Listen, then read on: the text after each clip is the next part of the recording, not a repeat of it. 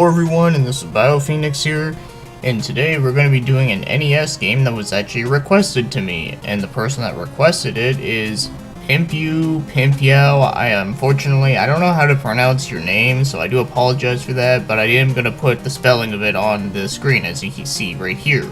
Well, anyways, he gave me a couple of suggestions of games that I could do a review on, and well, the one that I happened to pick was this game, Dragon Fighter. And it was developed by Natsumi and published by Sofel. It was released in 1990 in Japan, but then in 1992 it came to North America, so making this another late entry NES game. And it's an action platformer, since I've been taking a look at a lot of those on the NES as of late, but that's okay, because this one we're not going to talk about the story here as again, because there's really not much of a story here to begin with. So let's get straight to the gameplay. So pretty much you play as this barbarian looking dude with a dragon helmet, and you gotta get from one end of the screen to the next end. But as simple as it is, of course there's like a shit ton of enemies that are just flying at you, kinda like in Wizards and Warriors. Although in this game you don't need to collect a certain amount of key items to progress. But since this is a pretty simple game, how you're supposed to progress is that you have to beat the boss at the end of each stage. And there are 3 different power-ups that you can collect, so there's a green, blue, and then red. So you start off with the green one, but if you do get a blue or a red one, then that changes the color of your character, and you can actually do a different projectile attack. And the one thing I didn't explain yet is that you can transform yourself into a dragon. So whenever you turn into a dragon, the game turns into a shoot-'em-up, which is really interesting, so it's kinda like a mix between an action platformer and a shoot-'em-up. And in some ways, it sorta reminds you of Dragon Spirit on the NES. But you can't use the dragon form forever since it does take away some stamina points, so you don't want to use it all the time, but thankfully you can switch back and forth anytime you want. But it is really easy to gain the stamina meter back up. All you gotta do is just kill as much enemies as possible, and since they are pretty much infinite, you can pretty much grind by doing so. So that's all I gotta say for the gameplay, is that it's a pretty simplistic action platformer, but at least it does have one unique thing going for it, is the dragon transformation. So now let's get moving on to the game's controls, and this game's controls are pretty good. So I'm pretty sure you can probably take a guess what the controls are. You know, you got one button jumps, the other one attacks, moving around. But transformation can only be done when you hold up and press the A button while you're in the air. And then transforming back into humans that you hold down and the A button simultaneously.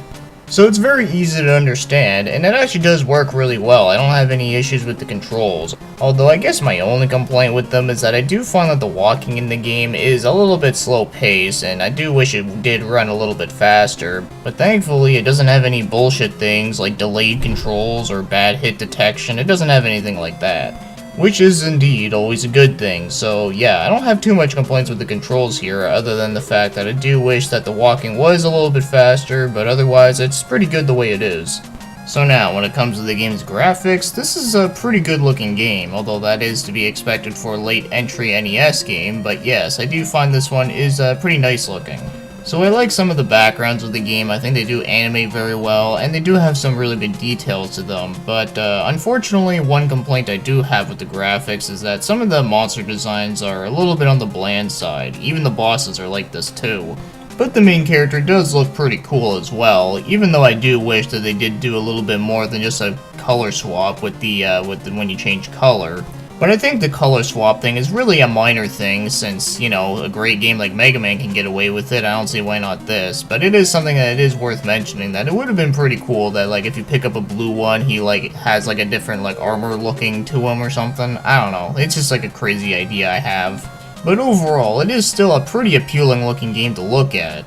Now, as for the game's music, it's pretty well done. I do like it quite a bit, but I don't think it's like my favorite like soundtrack off an NES game, but it does have some pretty good songs here and there. But overall, it is pretty well done, and I don't have any like real complaints about the music, since I don't find there wasn't any like terrible sounding songs. So yeah, music overall is pretty good. So now, if you want to go out and buy this game, well, without further ado, let's just get one thing out of the way and say that 1, this was a really late release NES game, and 2, it was developed by Natsumi, and for some whatever reason, a lot of their games on the NES always seem to be pretty expensive, except for Apodox for some whatever reason. So the cheapest I've seen a copy for of this game was $320. Yep, not even joking around. That's actually the cheapest North American copy that I've seen. Although in the Japanese copy of it, I've actually seen one going for $65, which is still kind of a lot, but not nearly as much. And complete in box copies are well over $400, but there is actually one that I've seen on here that's factory sealed, but not only that, but it's actually in that stupid VGA branding shit, and it's going for $1,300. Holy shit. Duke Nukem said it best, holy shit is right. So yeah, if you are really wanting to get something like this and you have the money for it, then by all means go for it, but otherwise if you just want to just play the games, then I can't really recommend paying that price unless fuck paying your hydro bills, get this shit instead. It's totally gonna save your life, right? So now, as for my overall thoughts on this game is that I find Dragon Fighter to be a pretty decent game. So I find it to be a pretty simplistic action platformer, which is pretty good and it does play really well, and I also do like the fact that you can transform into a dragon where it plays like a typical shoot 'em up. I think that's pretty awesome stuff. But the level design in this game is, I'll be honest, it's not very good. In fact, it's probably the worst part about the game, to be honest. And whenever you die in this game, it's automatically game over and you only get 3 continues, so yeah, that's pretty frustrating as well. But thankfully, it's not like Ghosts and Goblins bullshit hard.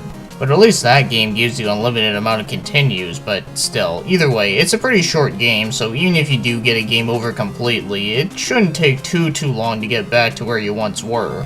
But it's still something that can get kind of annoying at times. So knowing all this, I do find this game can be pretty decent fun, but I don't think it's like the most amazing action platformer that I've ever played. Sure, it has some pretty cool elements about it though, but I think it could have been a little bit better. Also, Natsume has done some other action platformers on the NES that I thought were much better, so games like Shatterhand or Power Blade, or even Shadow the Ninja. That's another pretty good one that they've done, but either way, Dragon Fighter is still not a bad game at all, and it can be fun to play every once in a while, but like I said, it's not the best one that you'll ever play on the system.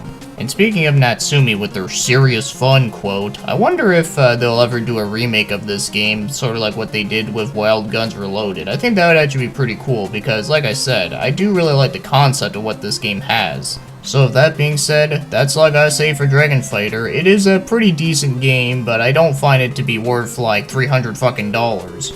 And of course I gotta say thanks to Pimpio for giving this request to me, since it is a pretty unknown game, and of course I can actually recommend checking out his channel. I've actually seen a couple of his reviews and they are actually pretty good. But if anyone else out there wants to suggest me a game to review, then of course I'm all ears for it. So with that being said, thanks for watching and commenting, and have yourselves a great day.